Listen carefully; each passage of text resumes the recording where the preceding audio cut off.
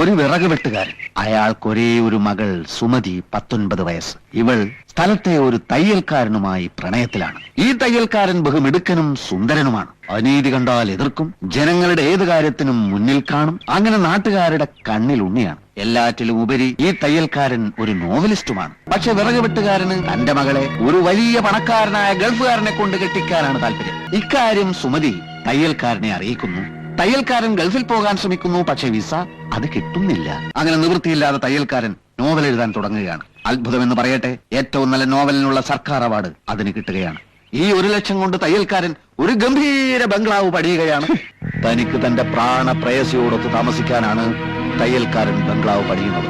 പക്ഷെ നിർഭാഗ്യമെന്ന് പറയട്ടെ, വിറക് വെട്ടുകാരൻ തന്റെ മകൾക്കൊരു ഗൾഫ് ഭർത്താവിനെ ഏർപ്പാടാക്കും. സുമതി കരഞ്ഞു. ഒടുവിൽ ബംഗ്ലാവിന്റെ പാലുകാച്ചൽ ദിനം വരികയാണ്. അന്ന് തന്നെയാണ് സുമതിയും ഗൾഫുകാരനുമായുള്ള വിവാഹം. അവിടെ കല്യാണ വാദ്യഘോഷങ്ങൾ, ഇവിടെ പാലുകാച്ചൽ. പാലുകാച്ചൽ കല്യാണം, കല്യാണം പാലുകാച്ചൽ. അവിടെ സുമതിയുടെ കഴുത്തിൽ താലി വീഴുന്ന സമയത്ത് ഇവിടെ കാച്ചിയ പാലിൽ വിഷം കലക്കി കുടിച്ച് തയ്യൽക്കാരൻ പിടയുകയാണ്. പക്ഷെ താലി കെട്ടുന്നില്ല. സുമതി ഓടി. തയ്യൽക്കാരൻ മരിച്ചില്ല, ആശുപത്രിയിലായി. ഡോക്ടർമാർ ഓപ്പറേഷൻ, ഡോക്ടർമാർ. ഒടുവിൽ ആശുപത്രിയിൽ വെച്ച് അവരൊന്നിക്കുകയാണ്. കഴിഞ്ഞിട്ടില്ല. കുറെ കഴിയുമ്പോ എല്ലാരെയും പോലെ അവരും മരിക്കും. എന്നിട്ട് കുഴിച്ചിടും. എന്താ